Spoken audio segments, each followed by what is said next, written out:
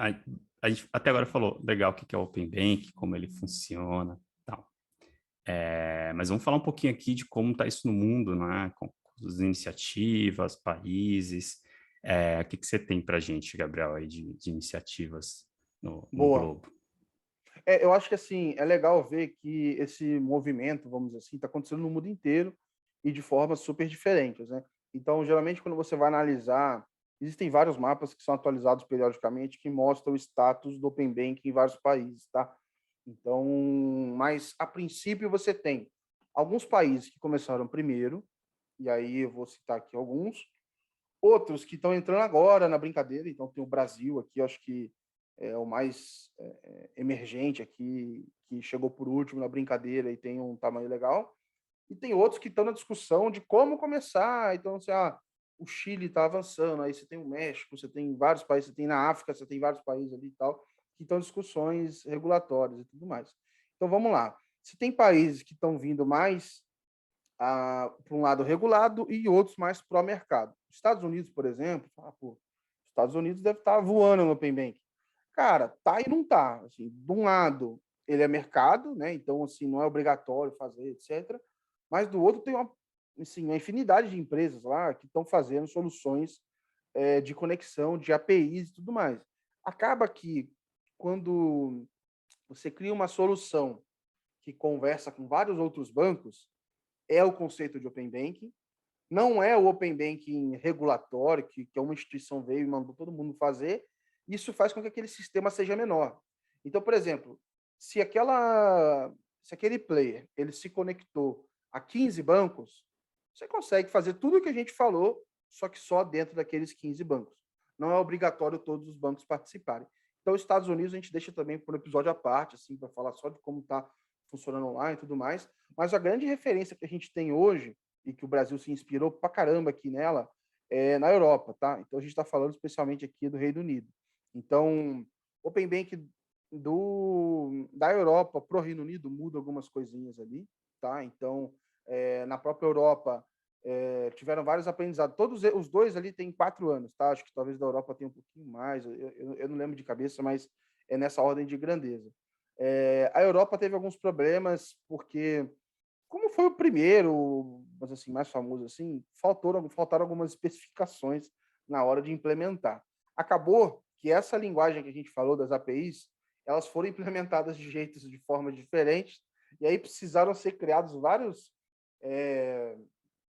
players ali, os middlemen da vida, que fazem o serviço de conectar você com todos esses outros bancos. Porque, vamos dizer assim, o encanamento não ficou padrão. Cada um fez de um jeito e você tem que se conectar a todos eles. Tá? Mas acho que tem ali vários aprendizados. E, pô, você pensar que aquilo funciona em uma série de países, é muito louco você pensar nessa orquestração, assim, sabe?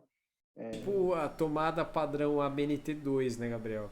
Exato. Você compra um negócio aqui, só que pior, né? Porque pelo menos você tem uma tomada que funciona no país inteiro. Lá, não, tu podia comprar um eletrodoméstico numa loja, chegar em casa e não combina com a tomada que você tem em casa, né? É tipo isso. Exato. Exato. Se você Exato. compra seu iPhone nos Estados Unidos, você precisa de um adaptador para usar ele no Brasil, entendeu? Para carregar.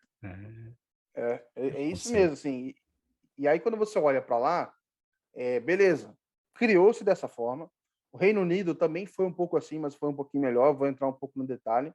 E isso é engraçado que essa configuração fez com que aparecesse uma série de players assim, que eu gosto de chamar de enablers, né? Então são os caras que fazem com que a sua empresa esteja pronta para participar do Open Bank. Então fala, olha, você não precisa se conectar a 1000 bancos, conecte-se a mim e eu te conecto aos 1000, só com uma API. Então, cara, é um mercado enorme. Se você procura sobre Open Banking, você acha mais sobre soluções para quem quer trabalhar com Open Banking do que o resultado do Open Banking. É um negócio que é meio estranho, assim, mas assim, é a fase que a gente está. A gente está levantando a construção. E aí vem o Reino Unido. O que o Reino Unido tem de legal, assim? São 4 anos que estão funcionando. A notícia super recente aqui da semana passada, eles chegaram a 4,5 milhões de usuários. É um número relativamente pequeno, porque Reino Unido tem mais ou menos uns 65, 67 milhões de de habitantes, só que se você for parar para pensar, eles cresceram muito no último ano, cresceram assim 60% a base, o pagamento cresceu 500%, então eles começaram do jeito, encontraram travas e foram se ajustando, né? Então algumas coisas que a gente se inspirou, quando a gente fala do redirect, que foi o que eu tentei explicar aqui, quando você sai de uma instituição, vai para outra, se autentica e volta. Então, essa experiência, nossa, é muito parecida com a do Reino Unido. Algumas coisas que a gente mudou. O Reino Unido, por exemplo, ele fazia uma autenticação do usuário para ele ser renovado a cada 90 dias. No Brasil, a gente falou, puta, não, 90 é muito pouco. Vamos passar para 12 meses o período que o usuário dá o W até ele ter que renovar o consentimento. Algumas outras coisas, por exemplo, que o Reino Unido sofreu. Não tinha um padrão nessa jornada do cliente de compartilhar os dados. Então, o cliente nem se sentia muito seguro, porque ele não conseguia identificar se aquilo era uma experiência oficial do Open Banking ou se era simplesmente um fraudador fazendo algo parecido só para pegar a senha dele. Tá? Então, acho que essa padronização foi um negócio legal, a gente se inspirou nisso.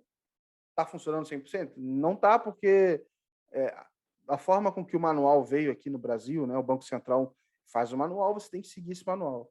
Ele tem abertura para interpretações, e aí você pode ter uma empresa que tem 15 telas, 15 é muito, mas vai, 10 telas para fazer um processo, e a outra tem 3. Não estou dizendo que a de 10 está certa ou errada, e nem a de 3. Mas essa diferença de padrão, cara, naturalmente o cliente fala, pô, o que eu estou fazendo aqui? O Pix, por exemplo, cara, qualquer banco que você entra parece que só mudou a cor da jornada do Pix, é a mesma coisa. Então é muito fácil fazer. Então o Open Banking deve caminhar para algum lado mais ou menos assim. Mas a Europa, que é a nossa grande inspiração, e aí falando um pouco mais ainda do Reino Unido, eles são muito bons assim de documentação, então você consegue ver toda a jornada, a experiência. Quero estudar o passo a passo de como que funciona. Cara, lá tem tudo. Dentro do site da OBI, que é uma entidade que foi criada para implementar o Open Banking no Reino Unido e tudo mais. Acho que até que ela vai se desfazer agora e vão achar um novo formato de seguir. Mas acho que essa é a grande inspiração. O que eles têm lá? Eles têm o compartilhamento de dados da conta, que é um negócio que a gente está fazendo aqui no Brasil também, depois a gente vai falar mais no detalhe, e tem a iniciação de pagamentos, que é você conseguir fazer um pagamento, por exemplo, usando aqui, eu tenho uma conta no Santander e eu quero fazer um pagamento lá no e-commerce, eu estou no Magazine Luiza. Eu conseguiria fazer uma iniciação de pagamentos, tirar um saldo da minha conta do Santander, sem eu precisar sair da Magazine Luiza para isso. Então, lá dentro, ela conseguiria criar uma experiência legal para eu conseguir fazer. Isso é iniciação de pagamentos. Inclusive, no Reino Unido, a Receita Federal ali, inglesa, né, tem um nome ali, enfim, acho que é HC Customs, alguma coisa assim, eles passaram a receber o recolhimento de impostos com a iniciação de pagamentos e já transacionaram, sei lá, 2 bilhões de libras nesse método e tal. Então, tá pegando no gosto. Então, o Open Banking, assim, no Reino Unido, tá melhorando muito. Eles criaram agora um débito automático 2.0. Então, você vai lá, por exemplo, eu quero cadastrar um débito automático no Uber, eu quero criar um limite de, sei lá, no máximo R$ 500 por mês, e cada corrida pode ir até 30. E beleza, ele vai fazer o débito automático na tua conta e tal, e é um negócio, assim, sensacional. E é isso, cara, eles começaram no jeito, erraram pra caramba, estão errando ainda e estão melhorando a cada passo, sabe? Então essa é a grande inspiração. Eu acho que tem outra que dá para falar, que é da Austrália, que acho que tem mais ou menos o mesmo período ali, e eu acho que eu tenho A duas coisas Austrália é do 19, se eu não me engano. de 19, né? Então, assim, É. acho que eu tenho duas coisas para comentar e o Kelvin pode complementar até melhor do que eu. Acho que, assim, duas coisas muito legais na Austrália. Eles começaram chamando de CDR, que é o Consumer Data Right, então eles falam direito do consumidor ali sobre os dados, que tem a ver com o princípio que a gente estava falando. E é um nome tão abrangente que você pode enfiar banking, finance, health, você pode enfiar tudo aí no meio. E lá eles estão até em conversas para entrar com utilities, ou seja, luz e coisas nesse sentido. Ah, pois eu quero minha conta lá Telefone. Uhum. Exato, telefone, eu quero ver minha conta na Congás. Beleza, tá lá. Então, é legal que eles começaram com esse outro nome aqui, e também acho que de arquitetura, tecnicamente, eu não tenho tanta profundidade, mas eles tiveram algumas mudanças legais sobre o do Reino Unido, e que o Brasil acabou se inspirando neles, mas eu acho que mais ou menos isso assim, que eu consigo levantar aqui de referência. E aí, não sei se você quer complementar, Querubim. Eu acho interessante falar que com o Reino Unido sendo o primeiro, oficialmente apresentando aí esse formato regular de Open Banking, ele vai servir de exemplo para todo mundo, né? Mas todo mundo que vem depois vem melhorando alguma coisa, né? Você vê a Austrália melhorando algumas coisas, o Brasil melhorando N coisas e adaptando isso também para o nosso mercado, para o nosso jeito, né? Então a gente vai ver bastante coisa legal aparecendo aí conforme os anos. Acho que esses outros países que estão começando agora começam com uma grande vantagem, que é olhar para os erros e acertos de todo mundo que já implementou, ter uma base de documentação forte já nesses países que acontece, que o Open Bank está acontecendo, e conseguir tomar aí uma decisão estratégica de para onde ir com bastante dado. Então, acho que vai ser bem interessante ver esses novos países entrando no Open Banking, trazendo suas soluções. Exato. E aí, assim, eu sei que a gente está tentando trazer os conceitos inicial do Open Banking, mas eu acho que é legal trazer o seguinte. Cara, a Índia é uma referência, assim, absurda de iniciação de pagamentos. Então, eles fizeram uma mistura de Pix com Open Banking e você consegue fazer esse negócio do teu celular. E lembra que eu falei que você tem que ir até o outro banco, se autenticar lá, você não precisa fazer nem isso. Então, eles arrumaram uma forma de que isso fosse seguro e o negócio está, assim, voando, assim, a quantidade absurda de transação. Tanto é que os maiores, quando você olha assim, o ranking de iniciação de pagamentos, os dois principais são empresas de tecnologia. Uma é a PhoneFi, a outra é a do Walmart, e você vê que não tem banco. E a terceira, se não me engano, é um banco digital, um neobank. Então, assim, eles estão fazendo iniciação de pagamentos. Então, igual o exemplo que eu dei da Magazine Luiza, as pessoas estão usando essa interface desses caras para fazer o pagamento e o bolso deles está sendo o banco. Então, cara, isso é um desespero terrível para qualquer banqueiro aqui. Você fala, putz, uma experiência dessa vem para o Brasil, eu tenho um perigo de ser desintermediado da situação aqui e tal. Mas, enfim, eu adoro falar sobre de Índia, assim, a gente pode separar também.